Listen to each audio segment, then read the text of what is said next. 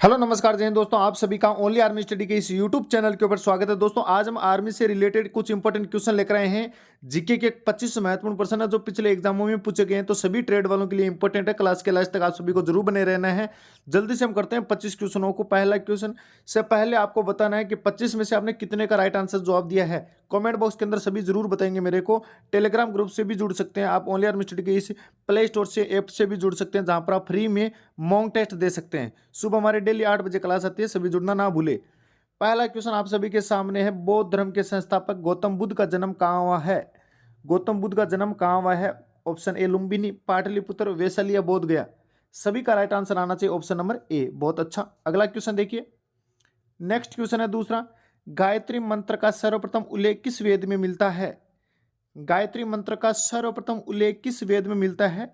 तो सभी का राइट आंसर होना चाहिए, कौन सा होगा? Option A Rigveda. अगला क्वेश्चन, तीसरा क्वेश्चन है, लंबाई की दृष्टि से विश्व की सबसे लंबी नदी कौन सी है? लंबाई की दृष्टि से विश्व की सबसे लंबी नदी कौन सी है? नील, अमेजन, राइन, कांगो। बहुत बढ़िया, option number A is the right answer. Next question, अगला क्वेश्चन है, भारत के प्रथम राष्ट्रपति कौन थे? भारत के प्रथम राष्ट्रपति कौन थे? सभी बच्चे जानते हैं, ऑप्शन कौन सा होगा? डॉक्टर राजेंद्र प्रसाद। अगला क्वेश्चन, इसरो का पूर्ण रूप है? इसरो का पूर्ण रूप क्या है? Indian Space Research Organisation. Option number D. D की ओर ध्यान दीजिए सभी, Indian Space Research Organisation, option number D. Next question, ये जितने भी सारे क्वेश्चन है पहले एग्जामों में पूछे गए हैं, इसलिए महत्वपूर्ण है। इन क्वेश्चनों को एक बार आप जरूर देख लीजिए, ताकि आपके क्वेश्चन ये जो पहले पूछे गए हैं वो गलत ना हो। लास्ट तक सभी को जरूर बने रहना है। प्रथम क्रिकेट विश्व कप विजेता कौन है? किसने जीता प्रथम क्रिकेट विश्व कप? वेस्ट इंडीज ने, ऑप्शन नंबर डी। अगला क्वेश्चन, सर्वप्रथम भारत रत्न कब दिया गया था? भारत रत्न कब दिया गया था? तो वर्ष 1954। फिक्स क्वेश्चन है, इनको रट लीजिए अभी से। अगला प्रश्न, ये क्वेश्चन बार बार पूछा जाता है और यही प्रश्न है जो इकोनॉमी से बार बार आ रहा है तुम्हारे एग्जाम में। मिश्रित अर्थव्यवस्था क्या है? वह अर्थव्यवस्था जिसमें सार्वजनिक सेक्टर और निजी सेक्टर का दोनों का मिलाप हो, सह अस्तित्व हो। Option number D. बहुत अच्छा क्वेश्चन है। नेक्स्ट क्वेश्चन, अगला क्वेश्चन है, आर्मी में लेफ्टिनेंट का पद नेवी में निम्नलिखित किस रैंक के समकक्ष है? जो आर्मी के अंदर लेफ्टिनेंट होता है पद, वह नेवी के अंदर किसके बरोबर है? तो इसका जवाब होगा ऑप्शन नंबर बी, सब लेफ्टिनेंट के बरोबर होता है। याद कर लीजिए रैंक को। नेक्स्ट क्वेश्चन है, विटामिन की खोज किसने की थी? 10वें क्वेश्चन का आंसर जल्दी से बताएंगे सारे दोस्त। विटामिन की खोज किसने की थी? फंक, विलियम हार्वे, जे बर्लेजियस या कार्ल लैंडस्टीनर। बहुत शानदार, ऑप्शन नंबर होगा ए, सभी का राइट आंसर है। बहुत अच्छा लगा। इसी प्रकार लास्ट तक आप सभी को जरूर बने रहना, और 25 में से आपको बताना है कि आपने कितने का सही जवाब दिया है। 25 क्वेश्चन होने वाले हैं जीके के, और उनमें से बताना आपके कितने क्वेश्चन राइट हो रहे हैं। आप सभी के सामने क्वेश्चन है कि गुरुदेव के नाम से कौन प्रसिद्ध है? बहुत शानदार, गुरुदेव के नाम से प्रसिद्ध है रविंद्रनाथ टैगोर। ऑप्शन नंबर ए। अगला क्वेश्चन, भारत की संविधान सभा के अस्थायी सभापति कौन थे? कल हमने जो पीडीएफ में क्वेश्चन किए थे उसमें पूछा गया था स्थायी अध्यक्ष, और आज है अस्थायी अध्यक्ष। बुजुर्ग आदमी को बनाया गया था, जो कि कौन था? Sachchidananda Sinha. Option number A. Next question, कल की क्लास इंपॉर्टेंट थी, आप सभी को जरूर देखना है एक बार प्लेलिस्ट में जाके। संयुक्त राष्ट्र संघ की स्थापना कब हुई थी? संयुक्त राष्ट्र संघ यूएनओ की स्थापना कब हुई थी? 24 अक्टूबर 1945। ऑप्शन नंबर ए। बहुत शानदार। अगला क्वेश्चन, पंचतंत्र नामक पुस्तक के लेखक कौन है? जो पंचतंत्र नामक लेखक के पुस्तक कौन है? आज ही मैंने बताया ऑफलाइन क्लास के अंदर, यही मैंने पढ़ाया है कि पंचतंत्र, इनको याद करने की ट्रिक बताई है मैंने, ठीक है, ऑफलाइन क्लास में। तो इसका जवाब क्या होगा पंचतंत्र की? Vishnu Sharma. Option number D. Next question, छोटा क्वेश्चन हो गया थोड़ा सा, लेकिन चलेगा, आप सभी को दिख रहा है क्योंकि आप आर्मी की तैयारी कर रहे हो। 6/6 आपके अंक हैं। वे पदार्थ जो जीवों में विभिन्न प्रकार के जैविक कार्यों के संचालन व संपादन के लिए आवश्यक होते हैं, उन्हें हम क्या कहते हैं? वे पदार्थ जो जीवों में विभिन्न प्रकार के जैविक कार्यों के संचालन व संपादन के लिए आवश्यक होते हैं, उन्हें हम बोलते हैं पोषक पदार्थ। ऑप्शन नंबर ए। इस प्रश्न को याद कर लीजिए, रट लीजिए अभी से।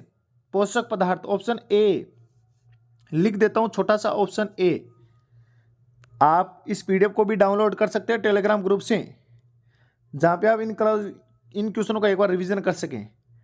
नेक्स्ट क्वेश्चन है, निम्नलिखित में से कंप्यूटर का मस्तिष्क कहा जाता है किसको? सीडी, सीपीयू, मॉनिटर या फ्लॉपी? डी ऑप्शन ए नहीं है। तो निम्न में से कंप्यूटर का मस्तिष्क सभी जानते हैं सीपीयू को कहा जाता है ना, सीपीयू। ऑप्शन नंबर बी आप सभी को दिख रहा होगा। इस क्वेश्चन का राइट आंसर होगा ऑप्शन नंबर बी। इस क्वेश्चन का जवाब दीजिए। फ्लॉपी डिस्क निम्न में से कौन इंटरनेट से संबंधित है ना? निम्नलिखित में से कौन इंटरनेट से संबंधित है? इंटरनेट से कौन संबंधित है? Email, option number B. दोनों का ऑप्शन नंबर बी होगा, याद कर लीजिए। अगला क्वेश्चन, भारत में प्रथम टेलीविजन कार्यक्रम का प्रसारण किस वर्ष हुआ था? जो टेलीविजन कार्यक्रम है उसका प्रसारण कौन से वर्ष हुआ था? तो देखो, पहली बार टीवी आई थी तो सारे गांव के लोगों ने क्या बोला? अरे इसमें तो शेर आया है ना, हमें नहीं देखना, नो नो हम नहीं देखेंगे। ऑप्शन होगा ए, नो नो नो। याद कर लेंगे ट्रिक से। 1959 के अंदर सर्वप्रथम टेलीविजन कार्यक्रम का प्रसारण हुआ था इंडिया में। अगला क्वेश्चन, मध्य रात्रि में के सूर्य का देश किसे कहा जाता है? जब हमारे बीचों बीच 12 बजती है उस समय किसी देश में सूर्य उदय होता है, वह कौन सा देश है? नॉर्वे। नया देश है वो, नया देश इसलिए Norway. Option number C is the correct answer. अगला क्वेश्चन देखिए, कोनेरू हम्पी किस खेल से संबंधित है? ये कोई खेल है, ये किस खेल से संबंधित है? कोनेरू हम्पी। तो कौन सा है ये जो खिलाड़ी है? वह शतरंज से, ऑप्शन नंबर सी। अगला क्वेश्चन, फुटबॉल विश्व कप 2022 कहाँ आयोजित होगा? दोस्तों मैं चाहता हूं जल्दी जल्दी आप सभी के सामने एक क्वेश्चन आए और आप जल्दी जल्दी रिवीजन कर सकें। और यही क्वेश्चन यदि अगले एग्जाम में या आपको पूछे जाए, कभी टेस्ट में, मॉक टेस्ट में, यदि मान लो पर्सन एग्जाम में भी आ जाए तो आप इनको गलत ना कर पाओ। मेरा उद्देश्य यही है कि मैं पिछले जितने में क्वेश्चन आए हुए हैं वह मैं आप सभी के सामने रखूँ, ठीक है। इसलिए मैं ज़्यादा से ज़्यादा क्वेश्चन लाना चाहता हूँ और आपको 10 मिनट के अंदर ये शो खत्म करना चाहता हूँ। फुटबॉल विश्व कप 2022 कहाँ आयोजित होगा? देखो, उस समय ये प्रश्न आया था होगा, और आज ये आया हुआ था पास्ट का हो गया ना ये प्रश्न। तो फुटबॉल विश्व कप 2022 कहाँ हुआ था? कतर में। ऑप्शन नंबर ए बहुत अच्छा। आपको ऐसा पूछ सकता है फुटबॉल विश्व कप 2022 कहाँ आयोजित हुआ है, कहाँ आयोजित हुआ था? नेक्स्ट क्वेश्चन, चीन की मुद्रा क्या है? चीन की मुद्रा क्या है? ये फिक्स क्वेश्चन है, इनको रटना ही होगा। तो चीन की मुद्रा सभी जानते हैं युआन है, ऑप्शन नंबर बी। येन जापान, रूबल रूस, डॉलर अमेरिका या ऑस्ट्रेलिया? अगला प्रश्न है, उल्टा झंडा किसका प्रतीक है? उल्टा झंडा किसका प्रतीक है? संस्कृति व सभ्यता का, राष्ट्रीय शोक का, संकट का या शांति का? तो उल्टा झंडा है संकट का, ऑप्शन नंबर सी संकट का है। अगला प्रश्न, नेक्स्ट प्रश्न है, डांडिया व गरबा किस राज्य के प्रसिद्ध लोक नृत्य हैं? स्टैटिक जीके का प्रश्न है, बहुत शानदार, एग्जाम के अंदर पूछ सकता है। ओनली फॉर आपको इतना ही बोलेगा, गरबा कौन से राज्य से संबंधित है लोक नृत्य? तो लोक नृत्य डांडिया व गरबा है गुजरात से, option number A is the correct answer.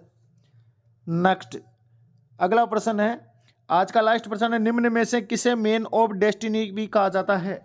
Man of destiny यह कहा किसको जाता है? क्योंकि इस आदमी ने क्या किया था, पूरे यूरोप की फौज के ऊपर आक्रमण कर लिया था, यानी पूरी यूरोप को अपने कंट्रोल में ले लिया था, इसलिए इसको मैन ऑफ डेस्टिनी भी कहा जाता है। किसको?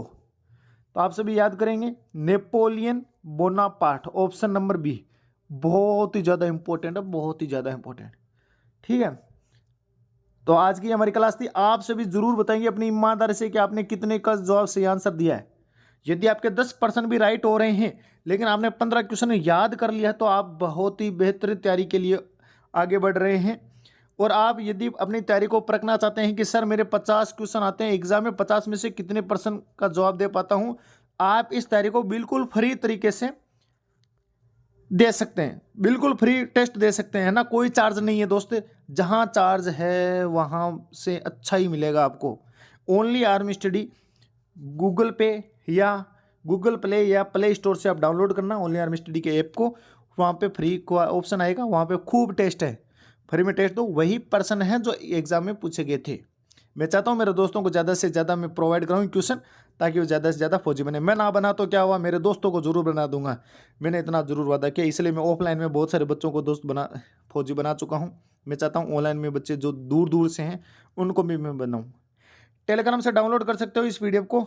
और लास्ट तक देखने के लिए सभी बच्चों का धन्यवाद। और कंटिन्यू क्लास आती रहेगी, चैनल को सब्सक्राइब कर लेना। जय हिंद, जय भारत।